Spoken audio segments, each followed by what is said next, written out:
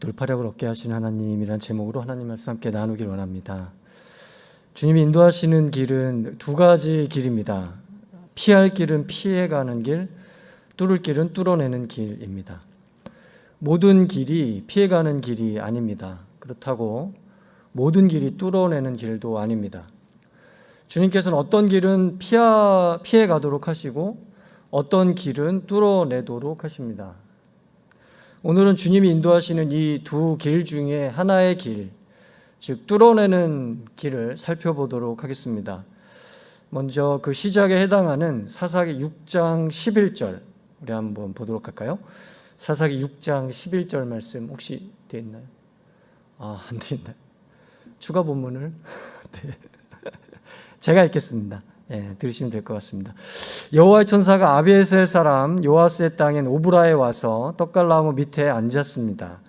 그때 요아스의 아들 기드온은 미디안 사람들에게 들키지 않으려고 포도즙 짜는 큰 통 속에 밀을 타작하고 있었습니다. 이 말씀은 한 사람을 소개하고 있는데요. 그 사람은 요아스의 아들인 기드온이라는 사람입니다. 여러분 많이 들어보셨나요? 기드온. 그런데 이 사람의 모습이 어떠한지가 묘사되고 있습니다. 기드온은 미디안 사람들에게 들키지 않으려고 포도즙 짜는 큰 통이 있었는데 그 통 속에 들어가서 밀을 타작하고 있었다는 거예요. 보통 밀을 타작하는 곳은 넓은 들판일 것입니다. 타작하며 날리는 곡물 부스러기들을 바람에 날려버려서 숨쉬기도 좋고 타작하기 위한 활동 공간으로도 좋기 때문입니다. 그러나 기드온은 넓은 들판이 아니라 포도즙 짜는 통 속으로 들어갔다고 합니다. 이건 특별한 상황 때문이라고 이 말씀은 알려주고 있습니다. 그 상황은 미디안 사람들의 눈을 피해 숨어서 타작해야 하는 상황이었다는 거죠. 미디안 사람들에게 들키면 힘들여 타작한 작물들을 빼앗긴다든지 이들에 의해 타작을 더 이상 못하게 되는 일들이 발생했던 겁니다. 이를 통해 우리는 지금 이스라엘의 모습이 어떠한지를 정말 잘 알 수 있죠. 미디안의 기세에 완전히 밀려서 포도즙 틀 속으로 밀려난 모습입니다. 여러분 어떤 학급에 저도 예전에 이런 경험을 제가 있었던 그 교실에서 한 적이 있었는데 어떤 학급에 힘센 친구가 힘없는 친구를 만났을 때 그 힘없는 친구를 괴롭히면은 그 친구는 힘센 친구의 눈을 피해서 한 구석에서 자기 도시락을 까먹어요. 그 도시락을 안 뺏기려고. 이스라엘의 모습이 이와도 너무 흡사해서 미디안에게 기가 완전히 눌려가지고 어깨를 도무지 피고 살지 못하는 그런 일상생활을 보여주고 있는 거죠. 그런데 이런 현실 속에서 하나님의 천사가 기드온에게 나타나 말했습니다. 6장 12절인데 제가 읽겠습니다. 여호와의 천사가 기드온에게 나타나 말했습니다. 여러분 상상을 한번 해보셔야 돼요. 포도즙 틀 속에 들어가가지고 타작하고 있는 그 기드온한테 하나님의 천사가 나타나서 말하는 거예요. 근데 뭐라고 말하냐면은 그대 용맹스러운 용사여 여호와께서 너와 함께 하신다. 하나님이 보내신 사신은 기드온을 용맹스러운 용사라고 부릅니다. 그 이유는 하나님께서 기드온과 함께 하시기에 그렇습니다. 아무리 포도즙 짜는 통 속에서 초라하게 타작하는 기드온이라 할지라도 아무리 주변에 무시를 받는 초라한 집안의 기드온이라 할지라도 아무리 기드온 스스로가 자기 자신을 봤을 때 그저 나약한 인간으로 보인다 할지라도 하나님께서 보시기에는 다르게 보였는데 하나님께서 보시기엔 다르게 보였는데 그건 용맹스러운 용사로 보였다는 겁니다. 그러나 하나님이 이렇게 말씀하심에도 불구하고 기드온에게는 이게 받아들여지지 않았습니다. 그래서 이렇게 묻죠. 사사기 6장 13절에 이렇게 나옵니다. 기드온이 그에게 말했습니다. 하나님의 천사에게 말을 하는 거예요. 내 주여 여호와께서 우리와 함께 하신다면 왜 우리에게 이 모든 일이 일어나는 것입니까? 여호와께서 우리를 이집트에서 구출해내지 않으셨느냐라고 우리 조상들이 우리에게 말했는데 그분의 모든 기적들은 어디에 있습니까?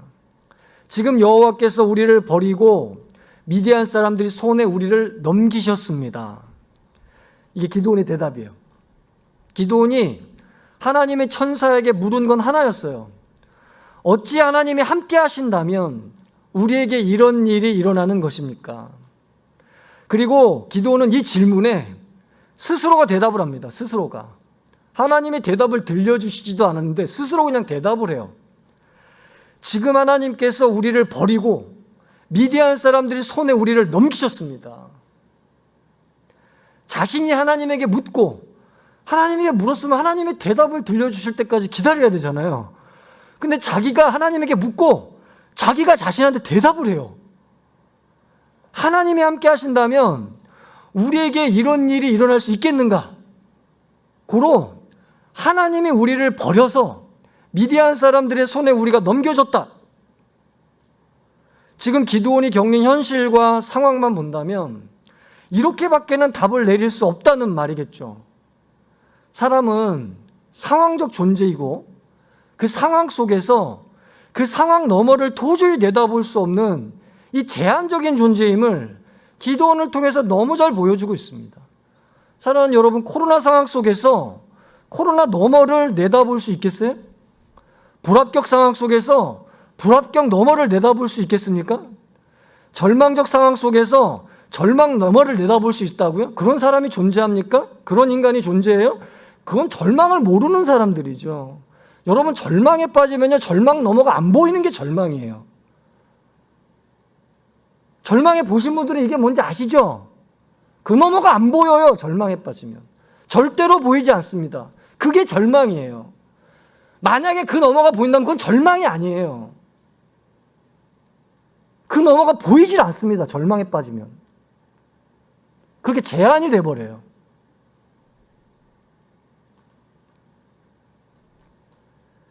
문명은 바뀌었어도 인간이 겪는 상황은 바뀌지 않으며 그 상황 속에서 자신을 제한해서 절망하는 모습 또한 바뀌지 않는다는 걸 우리는 우리 스스로에게 또한 우리 주변의 사람들에게서 분명히 발견합니다. 기드온 역시 자신의 상황을 이렇게 분명히 이해했고 상황을 분명히 이해할수록 절망이 너무 분명해져요. 그래서 우리는 끝났다라고 결론을 딱 지어버립니다. 끝났다 이렇게 결론 지은 거예요. 그런데 스스로 이렇게 결론을 내려버린 기드온에게 하나님의 말씀이 오십니다. 할렐루야. 이게 절망을 벗어나는 정말 중요한 길이에요. 하나님의 말씀이 오십니다. 이게 사사기 6장 14절에 이렇게 말씀하세요. 여호와께서 그에게 말씀하셨습니다. 너는 기운을 내고 가서 미디안 사람의 손에서 이스라엘을 구원하여라. 내가 너를 보내는 것 아니냐. 먼저 하나님은 낙담한 기드온에게 기운을 내라, 기운을 내라, 힘을 내라 응원하십니다. 그러나 그냥 이유 없이 기운을 내라는 말씀이 아니셨어요. 하나님이 기운을 내라고 하신 것은 미디안 사람의 손에서 이스라엘을 구원하라는 것 때문이었습니다.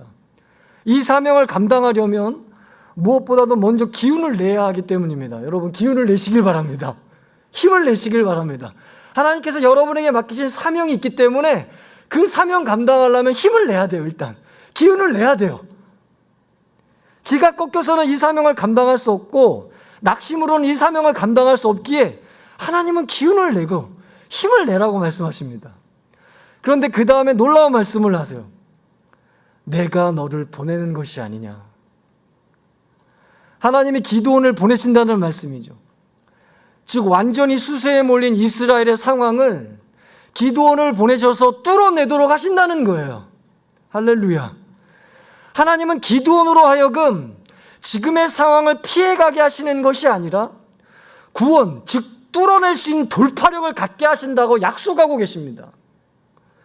이것이 오늘 말씀의 첫 시작 장면입니다. 이 장면은 피해가는 길이 아니라 뚫어내는 길로 인도하시는 하나님을 선명하게 보여줍니다. 저와 여러분이 지금까지 내내 피할 길은 피해가도록 해 주시옵소서 이 기도만 해왔다면 정말 어떤 분들은 이 기도만 해요. 주여 피할 길을 피해가게 해 주시옵소서. 그 기도만 해. 그 길만 있는 줄 알고 주님께서 인도하는 길이 그 길만 있는 줄 알고 피하도록 해달라는 기도만 하는 거예요. 그런데 지금까지 그렇게 기도해왔다면은 하나의 기도 내용이 생길 수 있기를 축복합니다. 그것은 뚫을 길은 뚫어내도록 힘을 달라는 기도예요. 주여, 이 뚫어낼 수 있는 힘을 저에게 주시옵소서. 이런 돌파력이 있는 인생이 되게 하여 주시옵소서. 언제까지 피해 다닐 거예요? 언제까지 피해가게 해달라고 기도할 겁니까? 뚫을 수 있는 길은 하나님께서 뚫어낼 힘을 주신다니까요. 사랑하는 여러분, 뚫어내는 힘을 가질 수 있는 이 돌파력 갖고 있는 인생이 될 수 있기를 그리스도님을 축복하고요. 돌파력 있는 인생이 되게 해달라고 기도할 수 있는 저와 여러분 되시기를 바랍니다. 할렐루야. 그렇다면 하나님은 기도원에게 한 약속을 어떻게 이루어 가시는가? 내가 너로 하여금 이 상황을 돌파하게 해주겠다. 내가 너로 하여금 이 상황을 돌파해내게 해주겠다. 그러면 그 상황을 뚫어내는 방식이 무엇인가? 사사기 7장 2절 말씀 함께 읽어볼까요? 7장 2절 시작. 여호와께서 기드온에게 말씀하셨습니다. 내가 너와 함께하고 있는 백성들이 손에 미디안 사람들을 넘겨주려고 하는데 백성이 너무 많다. 이스라엘이 내가 아닌 자기 스스로를 자랑하며 내 손이 나를 구원했다고 말하지 않게 하기 위함이다. 하나님께서는 많은 병사들을 모은 기드온에게 대단히 굉장히 부담되는 말씀을 하세요. 그건 미디안과 싸울 사람들이 너무 많다 하는 거예요. 그리고 이렇게 말씀하시는 이유는 이스라엘이 내가 아닌 자기 스스로를, 하나님이 아닌 자기 스스로를 자랑할 수 있다는 위험성 때문이라고 지적하십니다. 그래서 이 전투에서의 승리가 하나님이 주신 것이 아니라 우리 스스로 해낸 것이라고 자화자찬할 위험성이 다분히 있다는 거예요. 이런 자만심의 반론은 다른 데 있는 것이 아니라 너희의 수적 우세에 있다는 것이죠. 이렇게 하나님은 양으로 승부하는 것을 과감히 내려놓도록 도전하십니다. 심히 부담되는 도전이에요. 굉장히 부담되는 도전이에요. 여러분, 고대 전쟁은요, 대군과 대군의 전투예요. 아수르 제국을 보면요, 대군을 거느리고 전투했습니다. 바벨론 제국 보면요, 역시 대군을 거느리고 침투해오고 침략해가요. 고대 전투는요, 승리의 전제가 어디에 있냐면 대군에 있어요. 대군. 가끔 가다가 여러분 영화 300 같은 거 영화 보면서 막 로망에 빠지는데 그건요, 고대 일반적 전투 배경과는 먼 이야기예요. 300 갖고 싸워서 이긴다라는 거는 고대 전쟁 역사에서 그렇게 많이 등장하는 게 아니에요.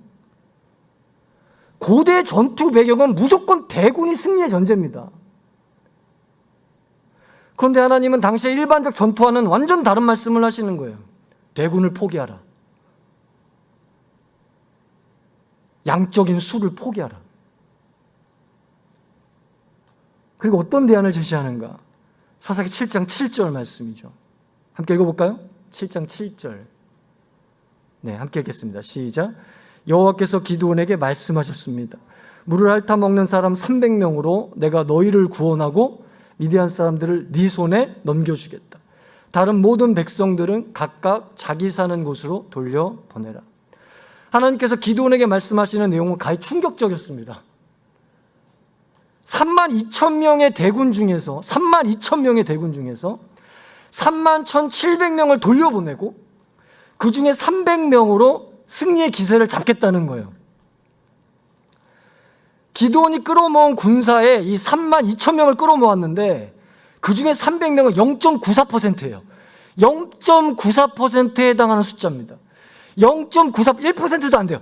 0.94%의 군사들, 바로 이 군사들이 전투를 승리로 기울게 하는 선봉되고 전이 되고 지금의 이스라엘 상황을 뚫어낼 수 있는 결정적인 키를 갖고 있다는 거예요. 이 0.94%인 300명을 뭐라고 불러요? 정병이라고 불러요. 분명히 다른 이들과는 다른 정병인 겁니다. 어떤 설교자들과 어떤 주석가들은 하나님이 이런 정병 같은 것은 신경 안 썼다고 이 본문 말씀을 해석합니다. 그러나 이것은 오늘 말씀을 자기식대로 해석하는 것 이상도 이하도 아니에요. 여기서 중요한 것은 하나님의 돌파력을 갖게 하시는 방식은 양적인 수가 아니라는 점입니다. 그것은 질적인 수라는 거예요. 하나님의 돌파력을 갖게 하시는 방식은 대군이 아닙니다. 그것은 정의 돌파부대예요. 하나님은 병사의 수에 신경 쓰신 것이 아니라 정병의 수에 신경 쓰신 것이고, 단순한 수에 신경 쓰신 것이 아니라 어떤 수인가에 신경 쓰신 것이고, 정병 같은 게 없어도 하나님은 승리하신다는 해석은 얼핏 보면 하나님에 대한 굳건한 신앙으로 보이지만 실상은 하나님의 방식을 자기 멋대로 무시하는 불신앙이에요. 하나님을 존중하는 건 그분의 방식을 존중하는 것이고, 그분의 방식을 존중하는 건 그분을 존중하는 것입니다. 왜 하나님의 방식을 무시하고 뒤로 제끼면서 하나님을 존중한다고 말씀하십니까? 왜 하나님을 존중한다면서 하나님의 방식을 무시하는 것입니까? 그러면서 올바른 말씀의 해석을 한다고 말하는 것 자체가 앞뒤가 안 맞는다 이 말이에요. 앞뒤가 안 맞는다. 하나님은 분명히 하나님의 방식을 말씀하고 계세요. 그건 300명이다. 이건 수를 무시하라는 게 아니에요. 어떤 수냐가 중요하다는 거죠. 저 여러분이 하나님의 방식을 귀히 여겨서 저와 여러분의 것으로 철저히 삼고 배울 수 있기를 그리스도로 축복합니다. 그래서 하나님이 주신 돌파력이 어디에 있다고요? 정병에 있어요. 이걸 분명히 알고 정병을 모으는데 심혈을 기울 수 있기를 그리스도로 축복합니다. 이게 돌파하는 데 가장 중요한 핵심이에요. 뭐예요? 정병. 300이라는 정병. 그렇다면 하나님이 어떻게 이 정병들을 모으셨는가? 이 하나님의 방식을 좀 구체적으로 들어가서 보도록 하겠습니다. 3가지. 어떻게 하나님은 이런 정병들을 모으셨는가? 첫 번째, 사사기 7장 4절 말씀. 함께 읽어볼까요? 7장 4절 시작. 그러나 여호와께서 기드온에게 말씀하셨습니다. 아직도 사람이 너무 많다. 그들을 물가로 데리고 가오라. 그러면 거기에서 너를 대신해 내가 그들을 시험하겠다.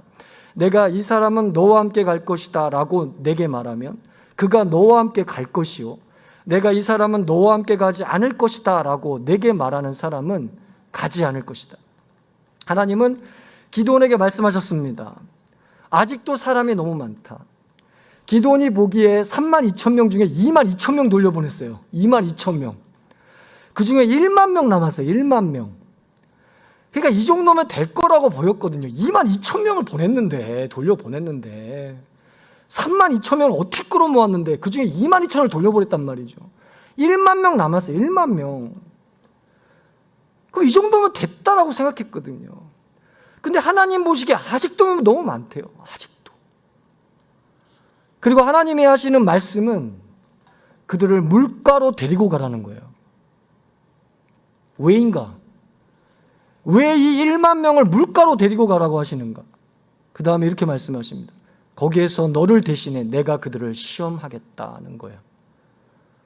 물가는 다른 어떤 곳도 아닌 하나님이 시험하는 곳이었습니다. 이 시험은 무엇을 목적으로 한 것인가? 그 다음에 이렇게 말씀하십니다. 내가 이 사람은 너와 함께 갈 것이다 라고 네게 말하면 그가 너와 함께 갈 것이고, 내가 이 사람은 너와 함께 가지 않을 것이다 라고 내게 말하는 사람은 가지 않을 것이다. 이게 목적이래요. 물가로 데려가는 목적. 즉 함께 돌파부대로 뚫고 나갈 사람과 그렇지 않을 사람을 구별하기 위한 시험대가 어디였다고요? 물가예요. 물가. 이것이 하나님께서 정병들을 모으시는 첫 번째 방식입니다. 그건 뭐예요? 물가라는 현장을 통해서입니다. 제가 아이들을 키우면서 느끼는 바는 집안에 있을 때와 집 밖에 있을 때가 다르다는 점입니다. 집안에서는 외향적인데 집 밖에서는 내성적으로 변해요, 애들이. 집안에서는 말이 되게 많은데 집 밖을 데리고 나가고 낯선 사람 만나면 말을 잘 안 해요. 집안에서는 사교성이 많은데 집 밖에서는 조심성이 참 많습니다. 집안과 집 밖의 차이점은 익숙한 공간과 낯선 공간이란 차이일 겁니다. 그러나 집안과 집 밖의 공통점은 둘 다 이들이 어떤 식으로 행동하는지가 나타나는 현장이라는 점이에요. 교회 또한 이러하죠. 교회 밖에서는 거친 사람들이 있어요. 근데 교회 안에 들어오면은 지금 이렇게 교회 안에서 예배 드리고 함께 수모임하고 이러면 그렇게 순한 양과 같을 수가 없어요. 달라요. 교회 밖과 교회 안이. 교회 안의 모습만 보면은 도저히 교회 밖의 모습을 상상할 수가 없을 정도입니다. 이걸 보면 사람은 자기가 처한 자리가 어떠하냐에 따라서 자기 모습을 바꿉니다. 바꿔요. 따라서 하나의 현장만으로 그 사람이 어떠하냐를 말하기는 대단히 어려워요. 여러분 이렇게 조용히 있고 교회 내에서 조용조용 하는데 그게 여러분의 진면목이라고요? 저는 안 속습니다. 다른 모습이 분명히 존재할 거예요. 사람은 그 장소, 그 공간에 따라 자기 자신을 바꿉니다.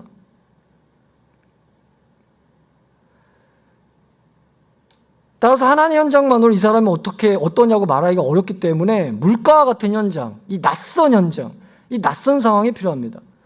바로 거기서 그 사람을 구별할 수 있는 모습이 나타날 수 있기 때문입니다.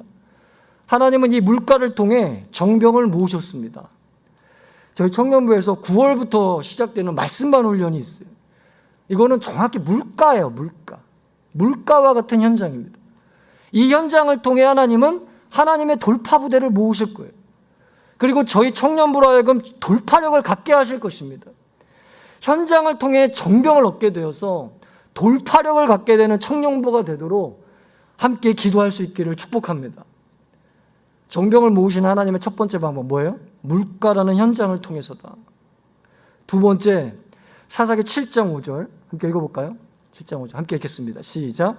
그리하여 기드온은 사람들을 데리고 물가로 내려갔습니다. 여호와께서 기드온에게 말씀하셨습니다.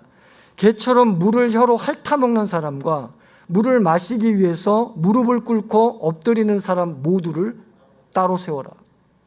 이 말씀은 기드온이 하나님의 말씀을 따라 사람들을 물가로 데려가는 장면이 나옵니다. 그리고 그 물가에 도착하자 하나님의 말씀이 또다시 들립니다.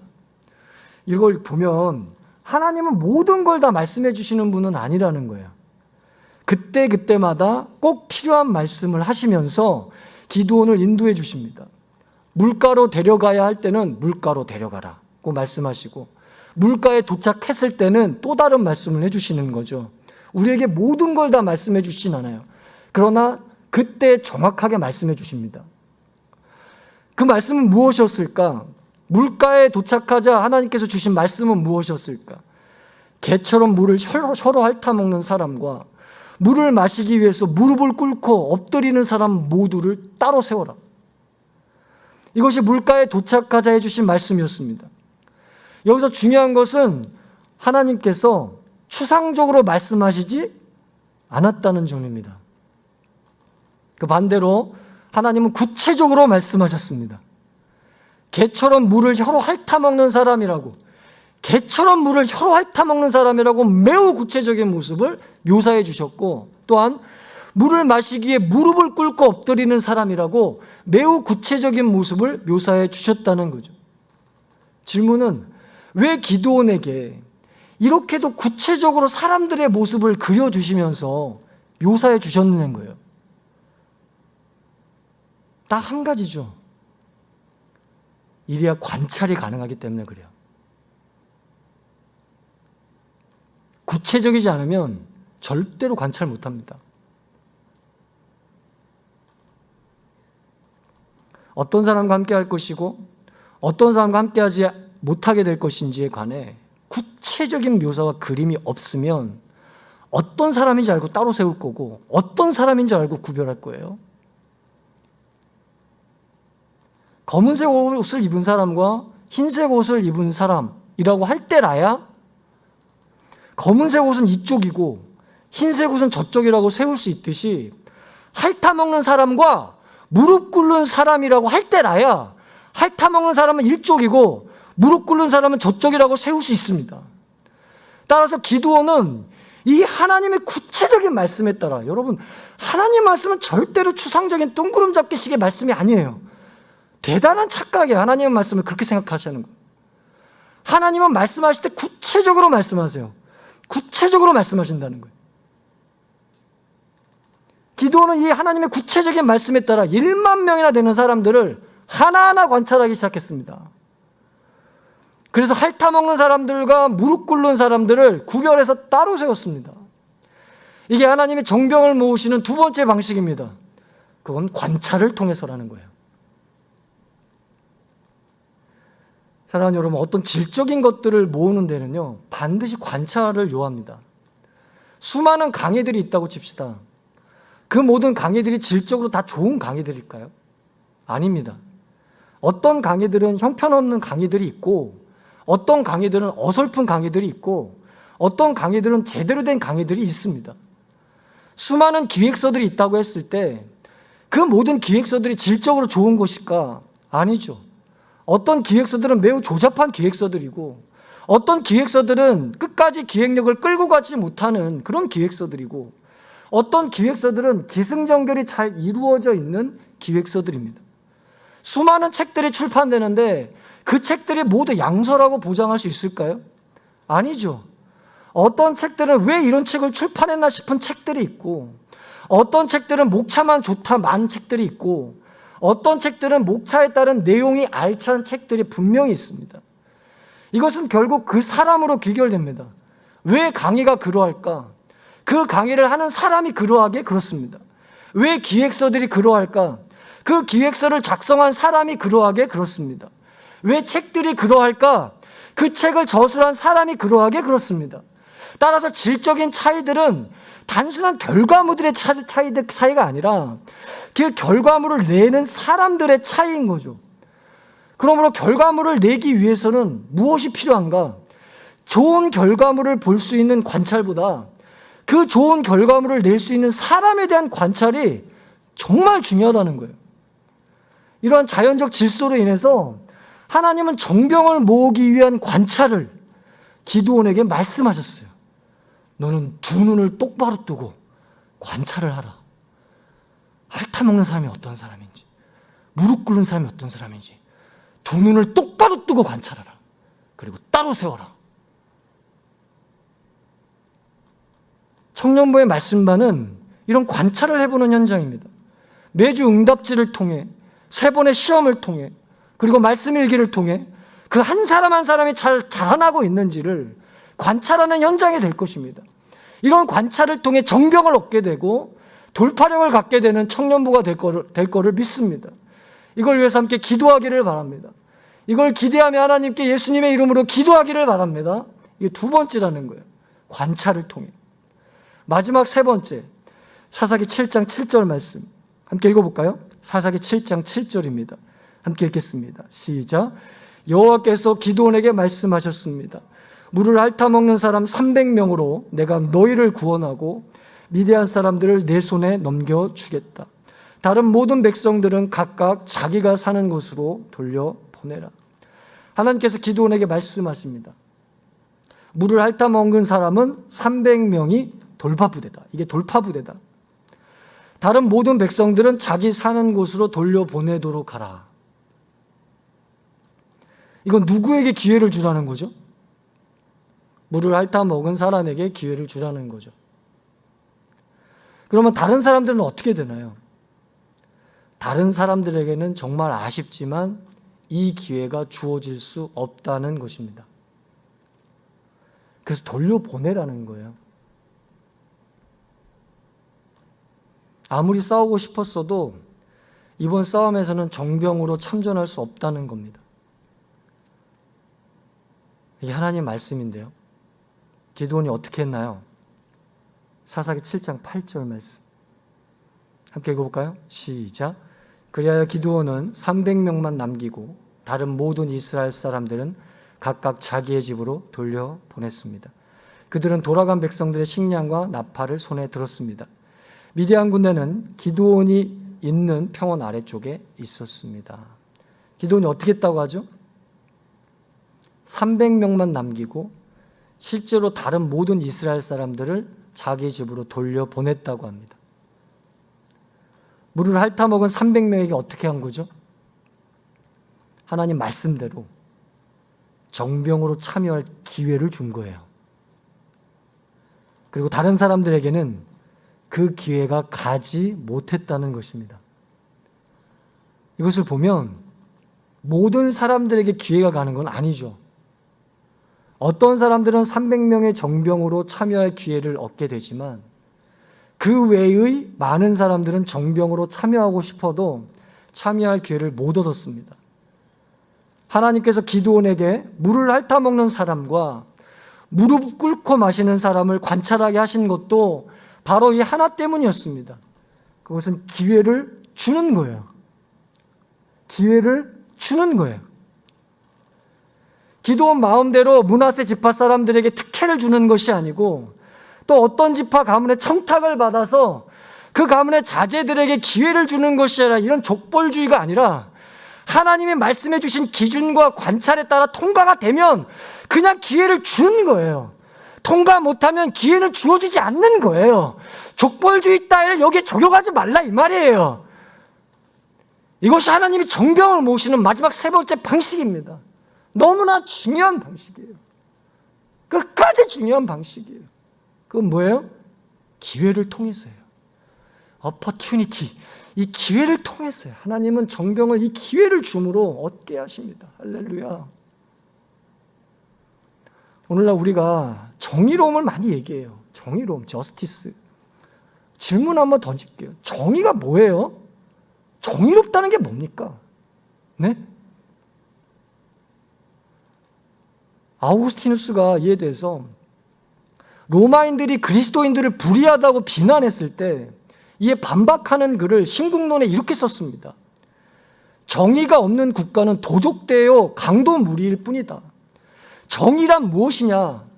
자기 몫을 마땅히 받아야 할 사람에게 그 몫이 돌아가는 것이 정의다. 이런 면에서 로마는 불의한 제국이다. 사람이 그 믿음을 마땅히 드려야 하는 하나님에게 드리지 못하게 하고 오히려 온갖 음란한 신들을 숭배하도록 현혹해서 그 사람들의 믿음을 빼앗기게 하기 때문이다.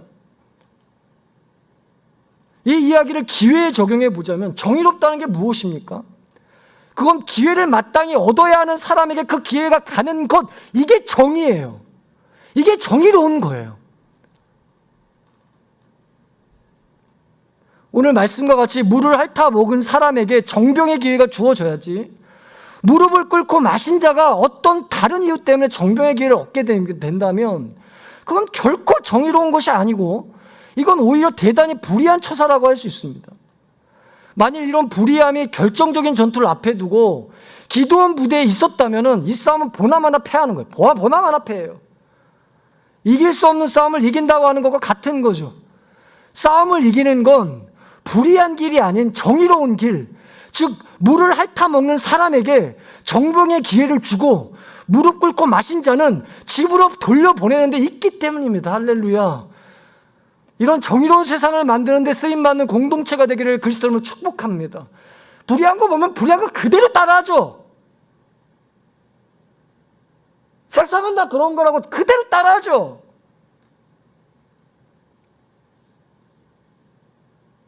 사랑하는 여러분, 저희가 정의로운 세상을 만드는 데 쓰임받는 이 멋진 꿈을 꿀 수 있기를 그리스도로 축복합니다. 이런 정의로운 하나님 나라를 이루어 가는데 쓰임받는 교회를 우리 모두가 꿈꿀 수 있기를 축복합니다. 청년부의 말씀만 이렇게 정의롭게 진행되도록, 그래서 마땅히 기회를 얻을 자들이 얻게 되고 이 기회를 통해 정병이 모아져서 모두를 위한 승리를 얻을 수 있는 귀한 청년부 되도록 함께 기도하십시다. 우리 말씀 뵙겠습니다. 하나님은 피할 길을 피해가게 하시지만 뚫을 길은 뚫어내게 하십니다. 오늘 말씀은 이 뚫어내는 힘, 즉 돌파력을 갖게 하시는 하나님을 보여주고 계십니다. 그러면 돌파력을 어떻게 생기는가? 딱 하나, 300이란 정병에서 생겨요. 그럼 정병을 어떻게 모으는가? 세 가지. 첫 번째, 현장. 두 번째, 관찰. 세 번째, 기회. 하나님의 돌파력을 갖고 이 지금의 상황을 뚫어낼 수 있는 공동체 되기를 바랍니다.